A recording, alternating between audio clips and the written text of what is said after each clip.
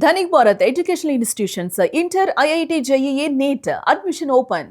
తమిళనాడు రాజకీయాలు ఎప్పుడూ ఒక ఉత్కంఠభరితమైన థ్రిల్లర్ సినిమాను తలపిస్తాయి.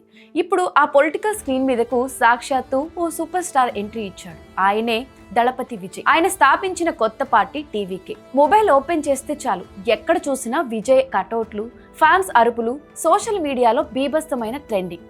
ఇదంతా చూస్తుంటే ఏంటి 2026లో విజయ్ డైరెక్ట్గా సీఎం కుర్చీలో కూర్చోబోతున్నాడా అనిపిస్తుంది. కానీ కొద్దిగా ఆలోచించి చూస్తే ఆన్లైన్లో ఉన్న క్రేజ్ ఆఫ్లైన్లో నిజంగానే ఉందా? అసలు తమిళనాడు ఓటర్స్ పర్ల్స్ ఏంటి? ఈరోజు ఈ వీడియోలో డీటెయిల్గా తెలుసుకుందాం.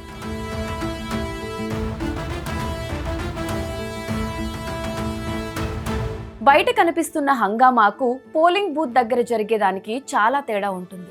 గ్రౌండ్ రియాలిటీ అర్థం కావాలంటే మనం తమిళనాడు ఓటర్లను 3 రకాలుగా చూడాలి. నెంబర్ 1 వచ్చేసి ట్రెడిషనల్ ఓటర్స్. వీళ్ళు ఎన్ని జరిగినా సరే తరతరాలు డిఎంకే లేదా అన్నా డిఎంకే పార్టీకే ఓటు వేస్తారు. వాళ్ళ ఓట్ బ్యాంక్ ఎప్పటికీ మారదు. నెంబర్ 2 వచ్చేసి లాజికల్ ఓటర్స్.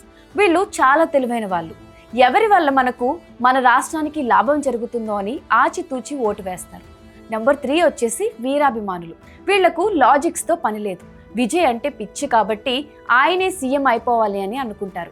కానీ ఇక్కడే ఒక పెద్ద ట్విస్ట్ ఉంది. ఒక ఆటో డ్రైవర్ విజయ్కి వీరాభిమాని, కానీ నేను ఆయనకి ఫ్యాన్ని, కానీ ఓటు మాత్రం ప్రస్తుత ప్రభుత్వానికే వేస్తాను, ఎందుకంటే వాళ్ళు నాకు ఇల్లు ఇచ్చారు.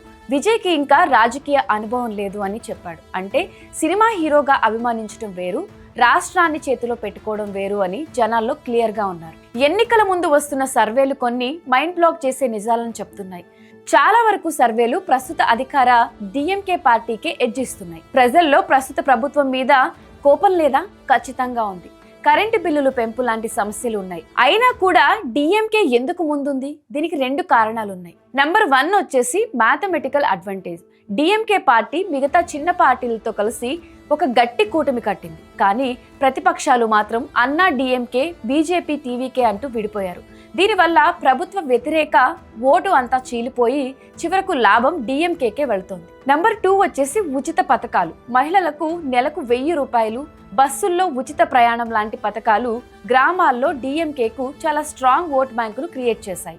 ఇక విజయ్ పార్టీ విషయానికి వస్తే ఒకప్పుడు ఎన్టీఆర్ గారి లాగానో లేక ఎంజీఆర్ లానో పార్టీ పెట్టిన వెంటనే సీఎం అయిపోయే సీన్ ఇప్పుడు లేదు. ఎందుకంటే ఇప్పటి రాజకీయాలు పూర్తిగా మారిపోయాయి.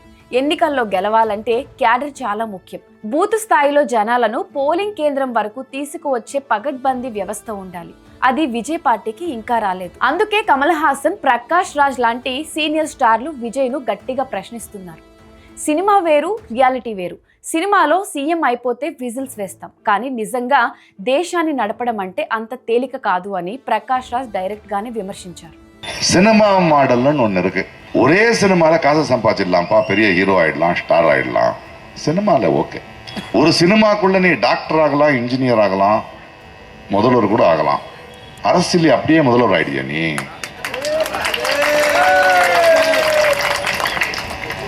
யாரு அரசியல் பேசணும்? ஏன் அளவுக்கு அரசியல் பேசிருக்கியாப்பா நீ?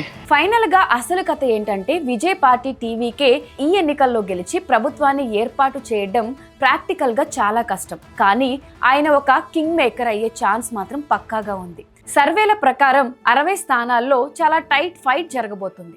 అక్కడ విజయ్ పార్టీ కనుక ఒక 10,000 ఓట్లు చీల్చినా సరే తమిళనాడులో ఎవరికి మెజారిటీ రాకుండా అసెంబ్లీ వస్తుంది. ఇప్పుడు విజయ్ పార్టీ గెలుచుకునే ఆ 10 నుంచి 15 సీట్లే తదుపరి సీఎం ఎవరో డిసైడ్ చేస్తాయి.